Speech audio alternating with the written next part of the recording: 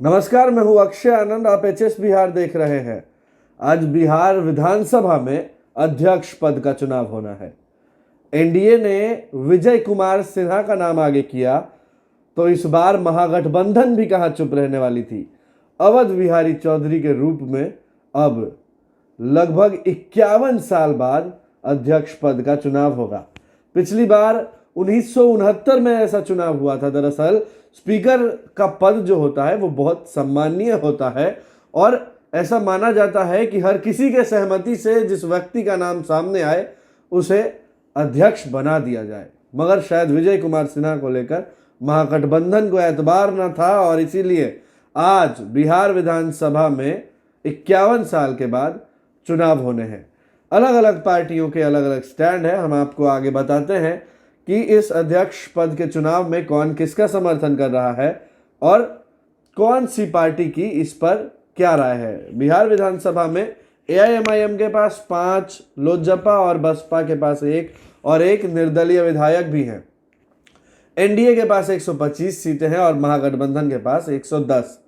तो फासला बहुत मिनिमम है और सूत्र ये बताते हैं कि एनडीए के जो आला कमान हैं, जो स्ट्रैटेजिस्ट हैं, जो नारद हैं एनडीए के, वो विधायकों को फोन कर कर कह रहे हैं कि आज सदन में जरूर उपस्थित रहेगा, क्योंकि अगर वोटिंग होती है और एनडीए के ज्यादा विधायक अनुपस्थित रहते हैं तो महागठबंधन का कैंडिडेट चुनाव जीत सकता है। इससे पहले भी तेजस्वी यादव ने जेल में से उन कैंडिडेट्स को बुलाने की भी मांग की थी, जैसे अनंत सिंह और एक और भाकपा माले लिबरेशन के जो कैंडिडेट हैं उनको बुलाने की बात कही थी ताकि वो भी वोटिंग में शामिल हो। और इससे क्या होगा, एनडीए की मुश्किलें और बढ़ेंगी, महागठबंधन का पक्ष मजबूत होगा। एनडीए में जदयू, भाजपा, लोजपा और हम ने व्हिप जारी कर दिया है।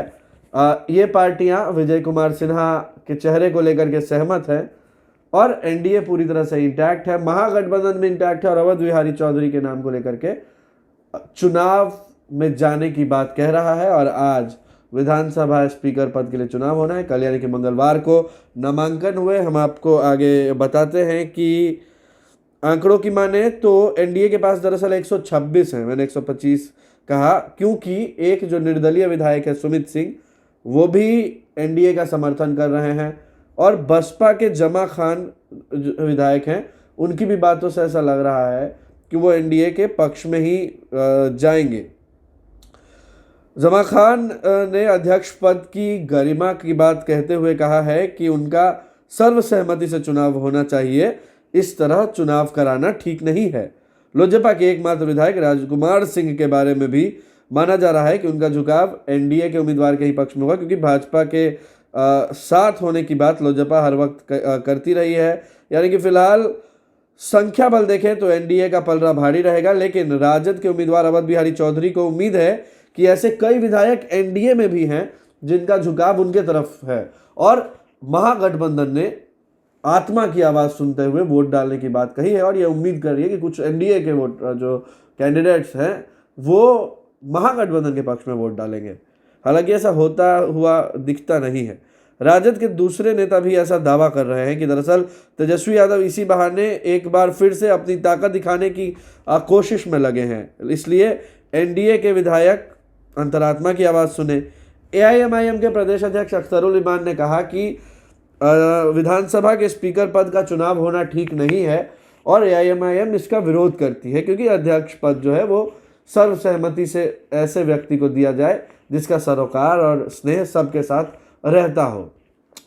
1969 में, इससे पहले जब चुनाव हुआ, तो आपको बता दें कि विधानसभा अध्यक्ष पद के लिए चुनाव उस वक्त जब हुआ तो स्पीकर पद के लिए धनिक लाल मंडल पक्ष की ओर से थे और सरदार हरिहर सिंह विपक्ष की ओर से थे। स्पीकर पद पक्ष ने जीता था उस वक्त और सरदार हरिहर सिंह बिहार सरकार के वर्तमान मंत्री अमरेंद्र प्रताप सिंह के दादा थे। बीजेपी के वरिष्ठ नेता प्रेम कुमार कहते हैं कि ऐसी परिपाटी अमूमन नहीं होती है। हम आग्रह करते हैं कि विरोधी पक्ष अपने कैंडिडेट को वापस ले ले, मगर ले भी कैसे ले जब जीत हार का फासला इतना कम है। तो पूरे 5 साल महागठबंधन चाहे किसी भी बात पर वोटिंग हो, एनडीए के सामने इसी मजबूती से खड़ा रहेगा और एक मजबूत विपक्ष का होना इसलिए जरूरी है क्योंकि उनके दबाव में आकर सरकार बेहतर काम करती है। और हमारा सरोकार तो बिहार के विकास से है, चाहे कोई भी करके दे। आप एचएस बिहार के साथ बने रहे। कैमरे के पीछे नीरज है। आप सबका बहुत बहुत शुक्रिया।